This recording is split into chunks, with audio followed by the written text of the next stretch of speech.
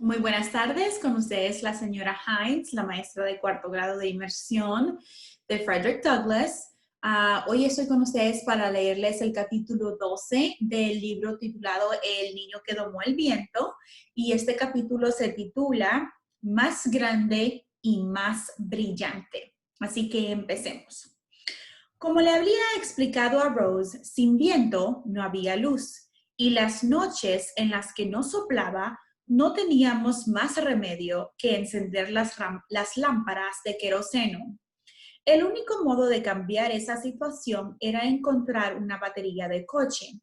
Mientras tanto, encontré otros usos para el molino, como cargar teléfonos móviles. Descubrí el modo de hacerlo cuando mi prima Ruth vino de visita desde Mususu. Ruth, que estaba casada y tenía un buen trabajo, era la hija mayor de mi tío Sócrates.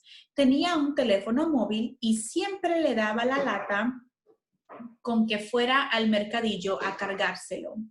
Había varios tipos que se forraban cargando teléfonos móviles de gente que no tenían electricidad en su casa. Compartían el negocio con tenderos que les dejaban usar su instalación eléctrica y llevar cables hasta el arcén de la carretera, donde montaban un puestecito. También vendían tarjetas telefónicas y algunos de ellos incluso tenían teléfonos móviles que la gente podía usar para llamar a cambio de un módico precio.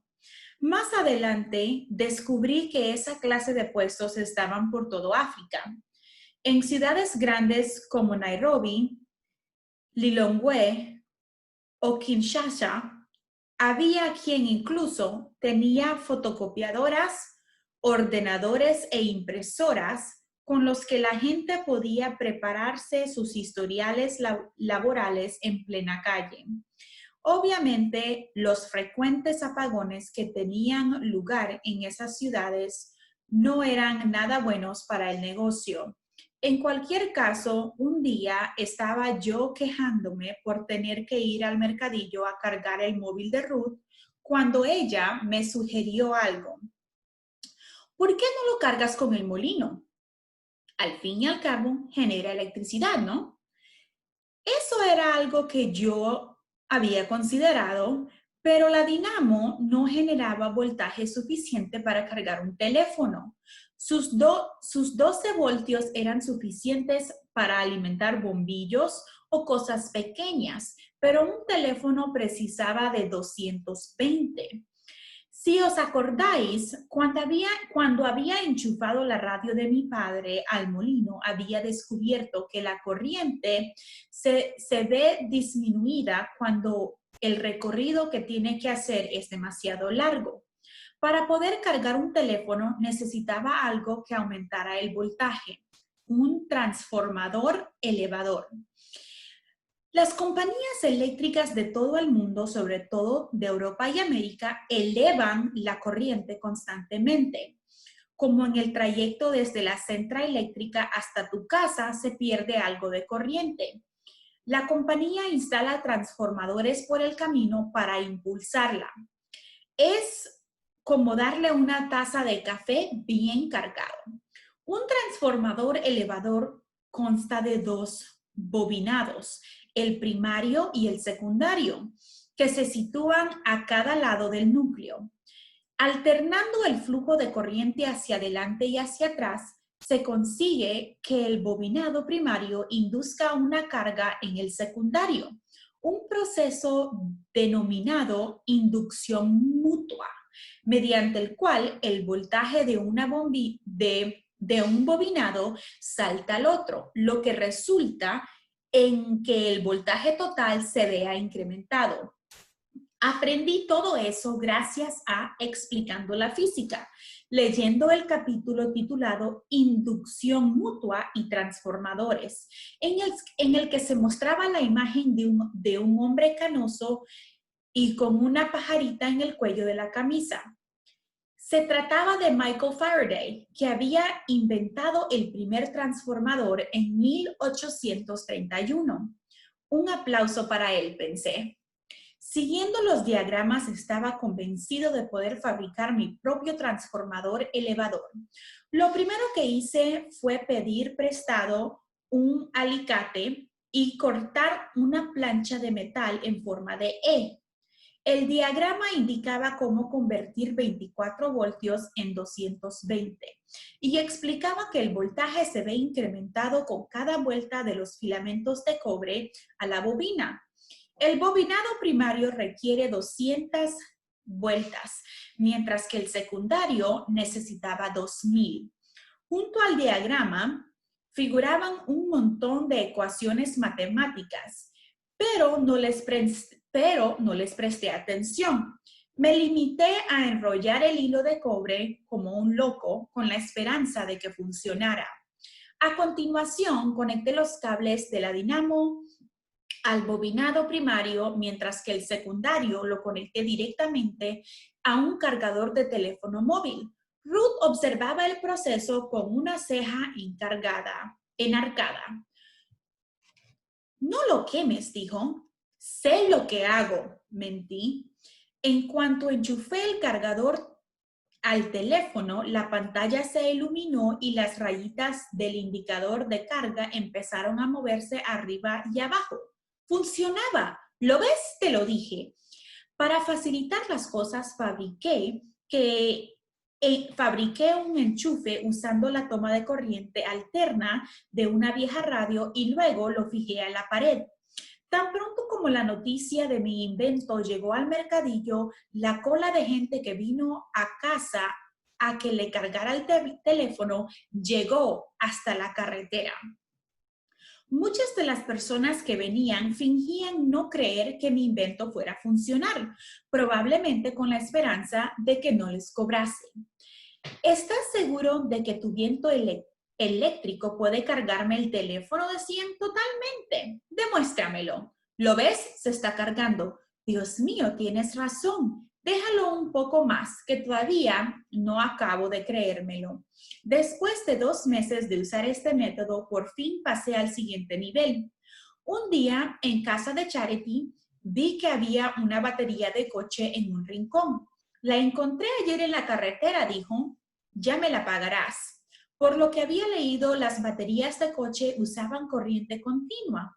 Así que, si pretendía cargarla con el dinamo, que generaba corriente alterna, tenía que hallar el modo de convertirla. El libro hablaba de diodos, también llamados rectificadores, que se encuentran en muchas radios y otros aparatos eléctricos y que cumplen esa función. La clase de diodo que yo necesitaba tenía el aspecto de una pila de tipo D, diminuta, pasada a través de una larga varilla metálica. Me recordaba a esos pinchos de carne que se vendían en los arcenes de las carreteras. Después de estudiar la imagen con detenimiento, encontré uno de esos diodos en el interior de una vieja radio de 6 voltios que Geoffrey tenía en su habitación.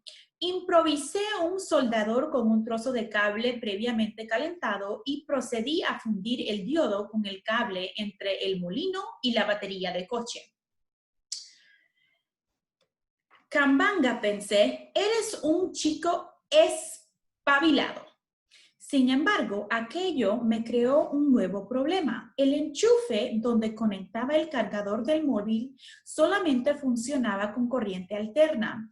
Estuve varios días dándole vueltas a ese asunto y buscando una solución en los libros, hasta que mi prima Ruth me lo resolvió del modo más fácil, dándome un cargador de móvil para coche que usa corriente continua. Tras hacer algunas modificaciones a los cables, ya tenía enchufe nuevo. Resuelto ese tema, me encontré en llevar luz a otros rincones de la casa. Ahora que disponía de una batería de coche, podía instalar 3 luces más, pero no podían ser las típicas bombillas de filamento incandescente, porque esas funcionaban con corriente alterna. Así que tuve que buscar alternativas. Fui a la tienda del señor Daoud y encontré 3 bombillas de coche, una de la luz de freno y 2 delanteras. La bombilla alimentada por el dinamo, que funcionaba tanto con corriente alterna como con corriente continua, se quedó en mi dormitorio.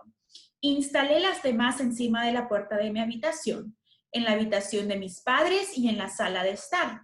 Cuando la batería estaba totalmente cargada, las luces podían funcionar 3 días sin necesidad de recurrir al molino. Las bombillas estaban conectadas directamente a la batería y operaban en un circuito paralelo.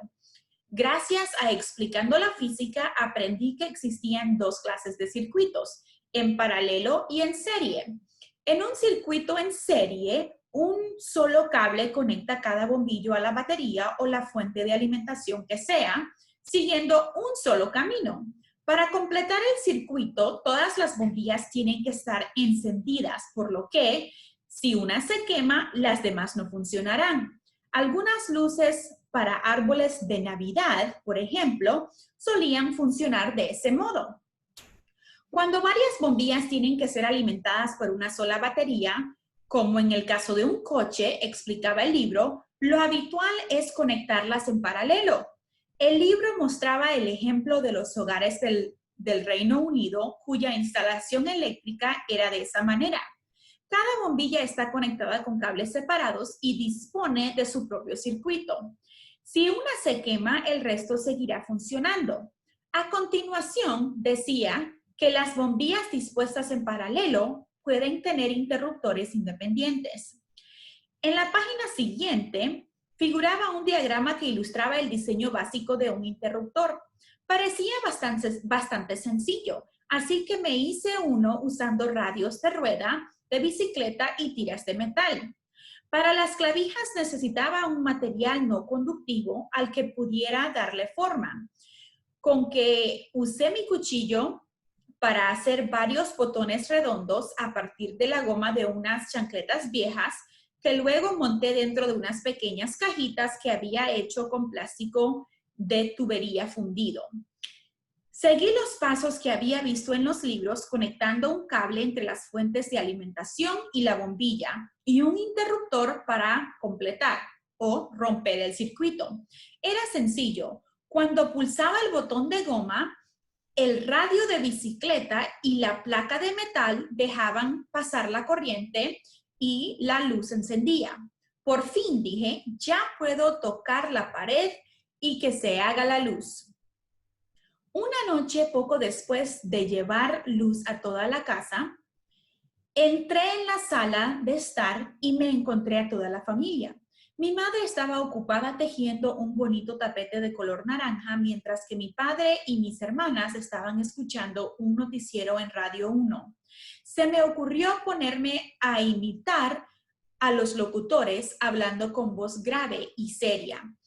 Me encuentro en la sala de estar del muy honorable señor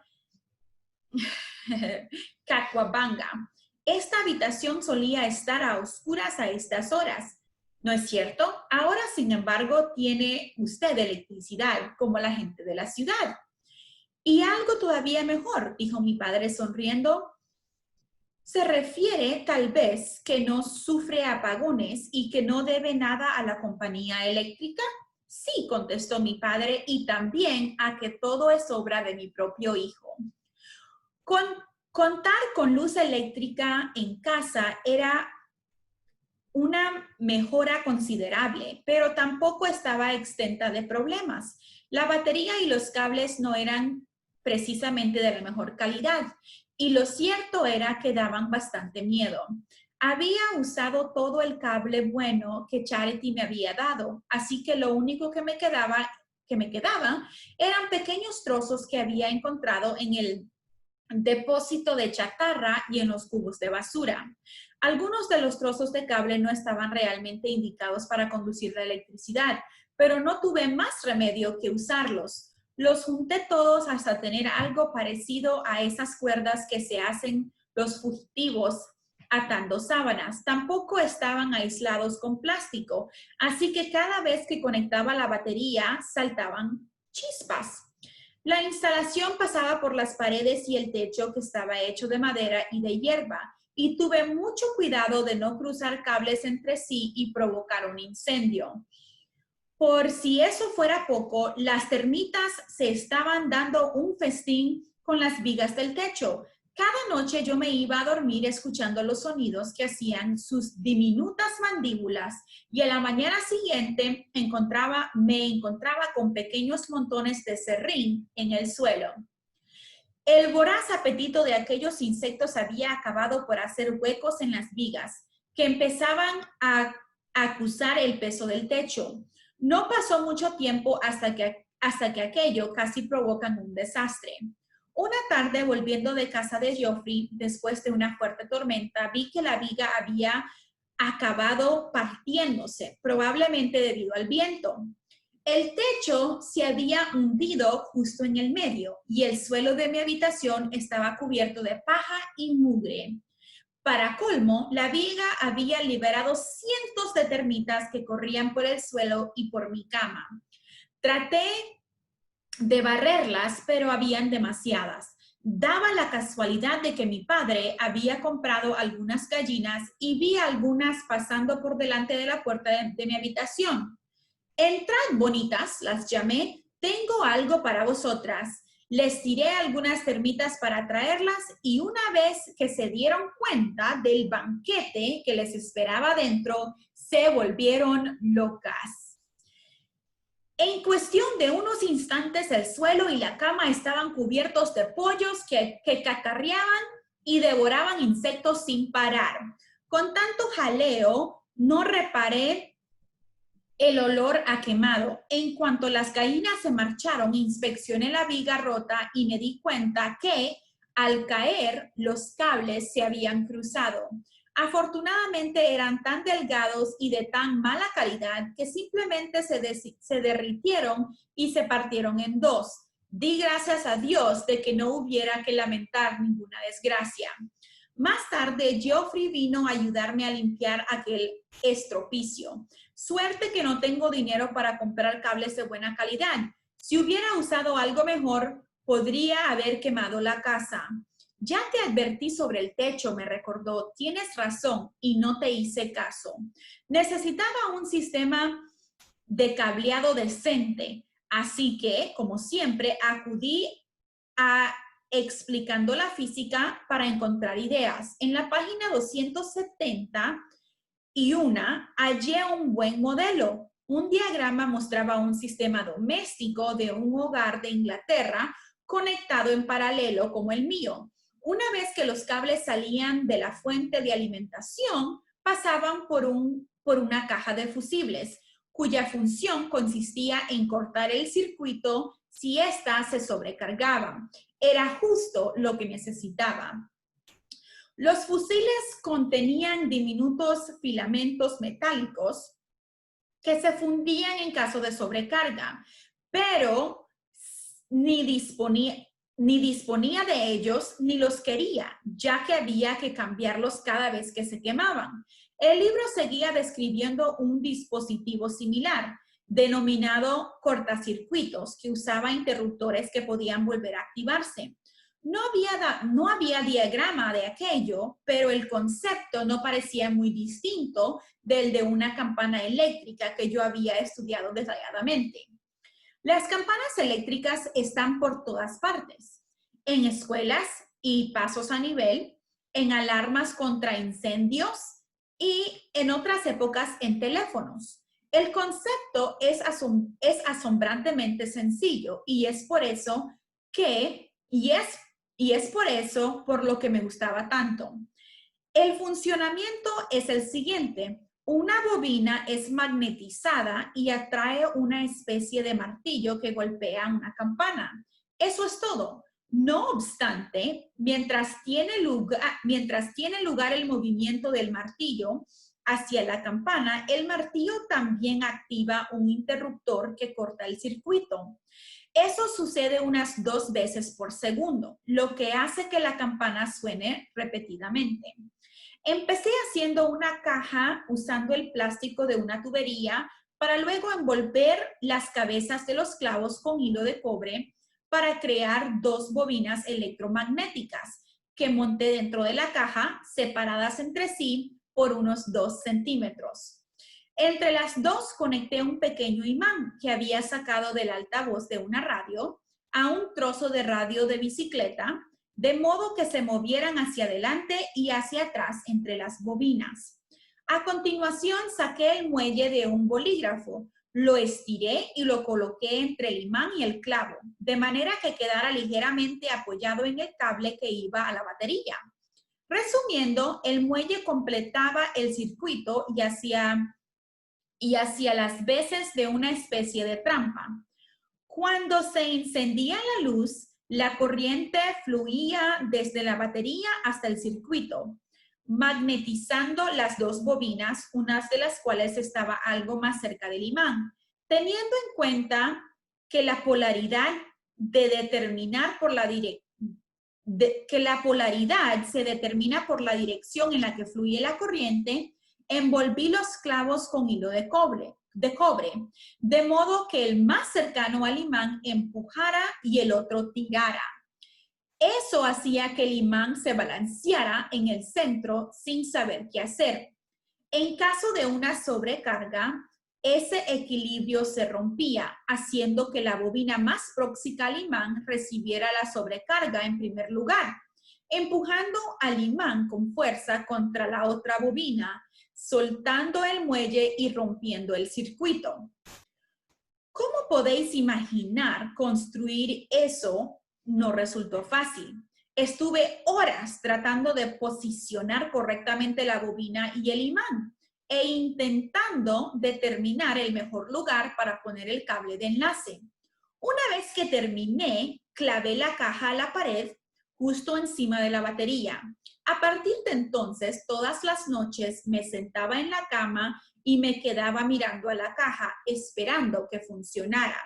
Mi deseo se vio cumplido 2 semanas más tarde, cuando un tornado golpeó mi casa. Me había pasado todo el día en el mercadillo y cuando regresé a casa encontré pedazos del techo de mi habitación desperdigados por el patio.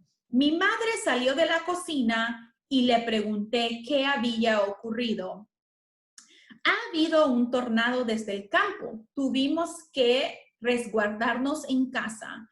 Entré en mi dormitorio y vi que el techo se había derrumbado y había llenado el suelo de escombros.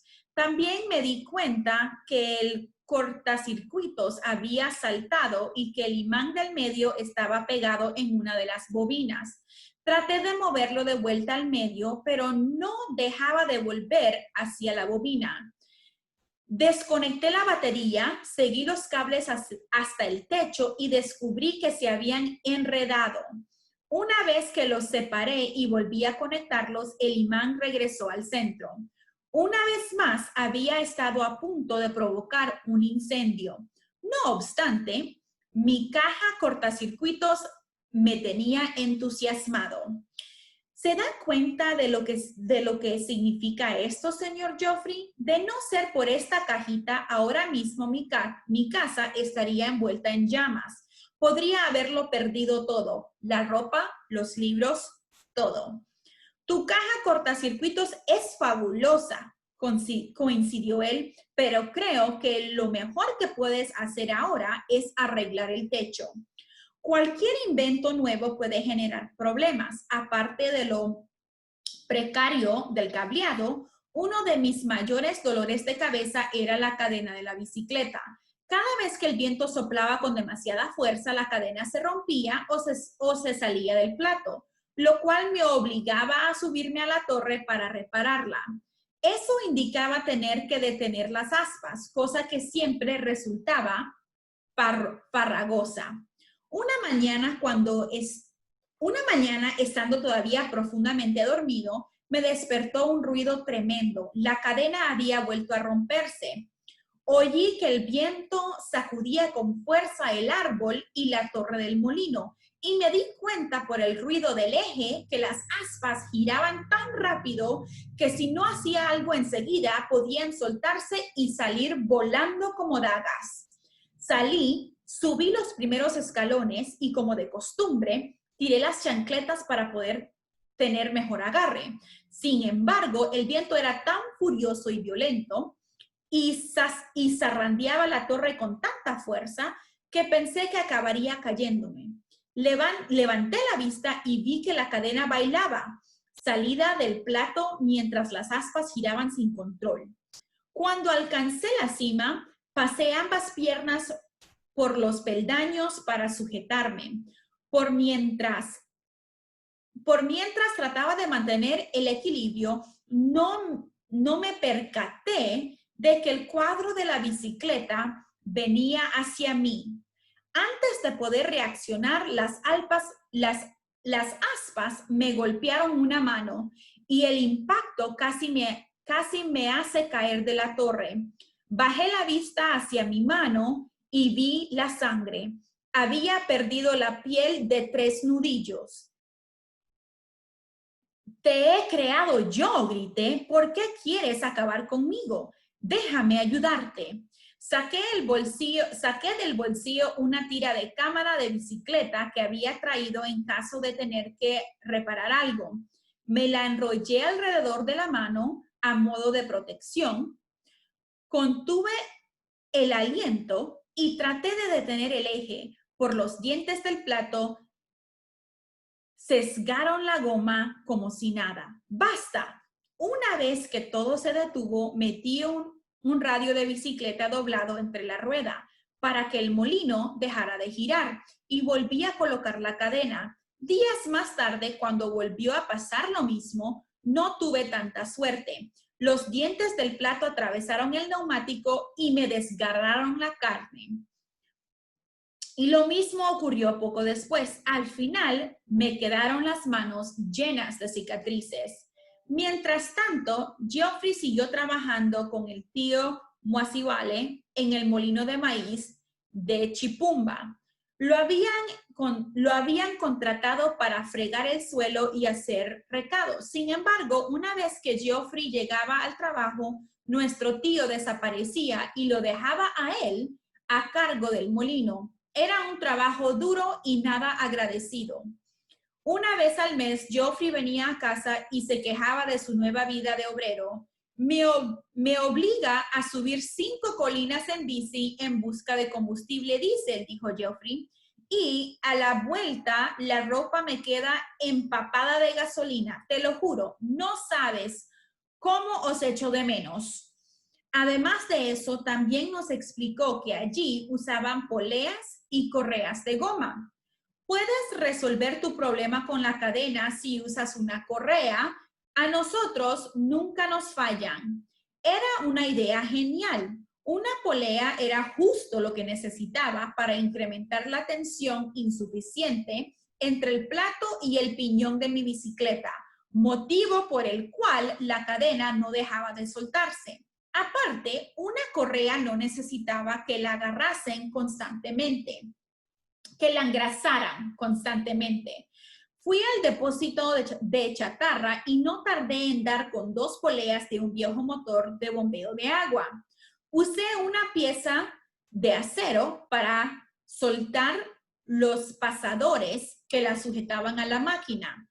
Pero el agujero central de la polea más grande era demasiado grande para mi eje. Así que tuve que soltar todo al plato de la bici. Para entonces, el señor Goldstein ya no se burlaba de mí y siempre que me veía llegar con alguna pieza del depósito, sonreía y encendía el soplete. Tú dirás, decía. También me dejó usar su amolador para redondear los dientes del plato. Esto es por mis cicatrices, dije, haciéndolos desaparecer bajo una lluvia de chispas. La polea funcionaba muy bien, pero no tenía una correa adecuada. Geoffrey había prometido que trataría de conseguirme una, pero mientras tanto decidí cortar el asa de una vieja bolsa de nilón y usarla como correa. No pasaron más de 10 segundos hasta que se salió de su lugar. Incluso abrí algunas pilas y saqué la pasta de cloruro de amonio, esperando que hiciera las veces de pegamento, pero no duró más que unas pocas horas. Poco después, un hombre mayor del mercadillo me dio la correa de una fresadora que él usaba para sujetar hortalizas a su bicicleta. Como estaba rota, traté de arreglarla con una aguja de ganchillo y fibra de carbono sacada de la rueda de un camión, pero no duró mucho. Sin embargo, como no tenía otra alternativa, usé ese sistema durante 2 meses. Por fin, Geoffrey volvió de Chipumba con una correa en condiciones que funcionaba de maravilla. Ya no iba a hacerme más heridas, aún mejor, ya no iba a tener que levantarme de la cama temprano para encaramarme a la torre. Al contrario, cuando el gallo me despertaba al amanecer, el sonido monótono de la máquina hacía que volviera a quedarme dormido en cuestión de segundos. A veces, de todos modos, el canto del gallo era tan persistente que no había manera de volver a conciliar el sueño. Oye, gritaba yo, si no te callas de una vez, te juro que te ato a las aspas del molino. ¡Kikiriki! No servía de nada. Tener luz en casa ya resultaba complicado, pero hacer callar al gallo era sencillamente imposible. Bueno, chicos, esta es la final del capítulo 12. Estén pendientes para el capítulo 13. Adiós.